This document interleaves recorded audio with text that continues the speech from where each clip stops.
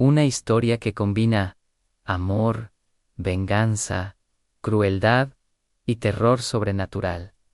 Un relato de horror, desgarrador. Aún hoy, la gente no pasa por aquí. Dicen que si un tirano pasa, entonces el viento se detiene. Estoy vivo. Un relato de horror. Dicen que el camino guardará tus secretos, hasta que una noche decida guardar también tu vida. Cuando era niño, el sendero que iba de nuestro pueblo a la ciudad era tan común como el pan. Una franja de tierra y grava que serpenteaba entre los campos de trigo y los muros de piedra, y usada por todos a todas horas. Las madres caminaban al amanecer con sacos de yute y termos de té en los hombres. Pasaban al mediodía con carretas y caballos cansados. Los niños corrían por los bordes, retándose a llegar primero al viejo puente. Nada en ese camino invitaba al miedo ni a la superstición. Si tuviera rostro, sería paciente y anodino, pero llegó un verano, en el que el camino aprendió otro oficio, el de recordar las injusticias. Había un joven en nuestro pueblo, todos lo conocían, porque los pueblos pequeños no toleran a los extraños, y no esconden nada. Su nombre era Richard. Era más sensible que los demás, no por falta de fuerza, sino por la manera en que miraba las cosas. Se detenía ante el ala rota de un pájaro, o en las arrugas de la mano de una anciana. Se enamoró de Linda, la hija del molinero. Un amor tan puro y silencioso que la gente empezó a murmurar. No sabían si era una simple corteza o algo más atrevido. El amor de Richard no era ruidoso, era una insistencia tranquila. Le llevaba fruta pelada a la ventana, dejaba pedazos de canciones junto a la rueda del molino, una hoja doblada, con 2 líneas de poesía torpe escondida entre los sacos de grano. En un pueblo donde los matrimonios eran negocios y las alianzas se heredaban, esa ternura parecía una rebelión. Los terratenientes amaban el orden, y los ancianos el ejemplo. La familia de Linda había sido prometida, no por voluntad, sino por un registro que llevaba generaciones, a un hombre que contaba sus acres, como un dios cuenta sus ofrendas. Cuando descubrieron a los amantes, el registro pesó más que el corazón humano. Hubo palabras en la casa del consejo, señalaron con los dedos, y dictaron una decisión que no era justicia, sino propiedad.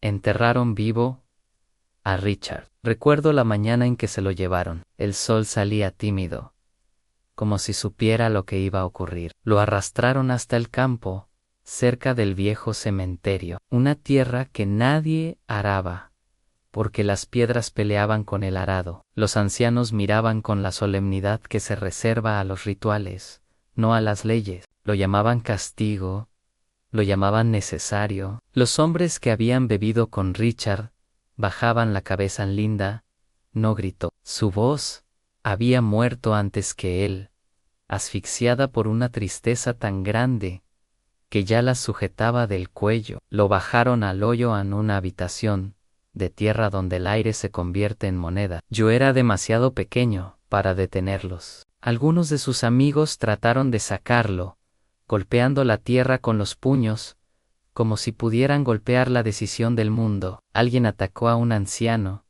y recibió una piedra o un cuchillo, no recuerdo cuál, y las manos que habían intentado ayudar se retiraron, sangrando. Entonces echaron la última pala de tierra, y la voz de Richard se alzó, delgada, desesperada, llena de una fe terrible. Si no me liberan, que Dios jamás los perdone. Nos reímos después, diciendo que sonaba más a maldición que a súplica. Pero la risa es lo que los niños usan para mantener la oscuridad a distancia. Los viejos del pueblo no volvieron a reír, y cuando Linda empezó a cantar en el molino una canción que nunca terminaba, el silencio se volvió una forma de respeto. Oh, temía. El cuerpo quedó enterrado junto al camino, sin nombre ni piedra. Eso mismo era parte del castigo, al negarle identidad, borrar su existencia. Los ancianos decían que el camino recuerde lo que pasa cuando se rompen los acuerdos pero las leyes se vuelven frágiles cuando la sangre mancha la página. Y pronto el camino empezó a recordar por sí solo. Al principio, todo parecía coincidencia. El perro del pastor desapareció en la colina. Un albañil cayó del andamio y se rompió la espalda. Luego, un hombre que había golpeado a Richard se asfixió en su sueño, como si unas manos invisibles le hubieran cerrado la garganta. La gente susurraba en enfermedad, mala suerte. Pero cuando la muerte toca los mismos hombros una y otra vez, la coincidencia se acaba. Uno por uno, los hombres que ayudaron a enterrarlo murieron, no con violencia ruidosa, sino con los pequeños castigos del destino. Una rueda rota, una fiebre sin cura, pesadillas que olían a tierra húmeda, y al eco de una voz ansí, no me liberan. Los que lo habían defendido sobrevivieron. A ellos les crecieron cosechas mejores. Sus pozos nunca se secaron. Decían que era justicia. Otros decían que el mundo simplemente estaba corrigiendo su error. De noche, el camino cambió. Las piedras formaban líneas extrañas. Los portones amanecían con arañazos, y el aire traía olor a tumba, incluso en los meses secos. Decían que Richard no descansaba, no caminaba como un fantasma de historias viejas, se movía como un recuerdo, silencioso, paciente, esperando. Algunos lo vieron de pie junto a la carretera, con la ropa pegada al cuerpo y el rostro gris, como algo que una vez estuvo mojado y luego se congeló. No gritaba, no atacaba, solo observaba, esperaba el momento de reclamar lo que le habían negado. Los castigos eran íntimos, como lo fue el crimen. Una noche, un hombre despertó y halló su gallinero vacío. Pero las aves seguían picoteando el suelo, como si nunca se hubieran ido. Otro encontró que sus monedas se habían vuelto plomo. Algunos se enfermaron de tos hasta morir, y a otros los mataron sus propios sueños. Soñaban con estar bajo tierra, con el sabor metálico del polvo, con una voz que repetía, ansí, no me liberan. Cuando amanecía, alguien más había desaparecido.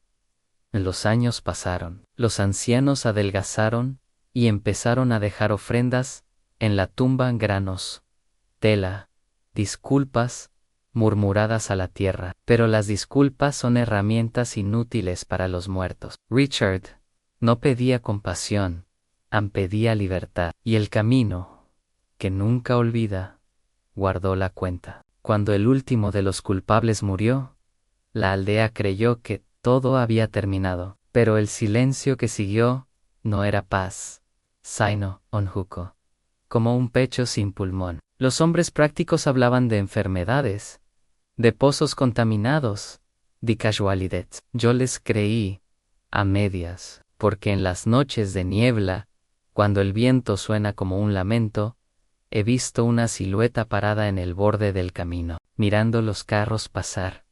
Y juro que ese rostro era el suyo antes de entonces. Nadie viaja por allí después del anochecer. Las madres cuentan la historia a sus hijos, como una advertencia disfrazada de cuento. Sé bueno, y estarás a salvo, ansas daño, y él te mirará, linda.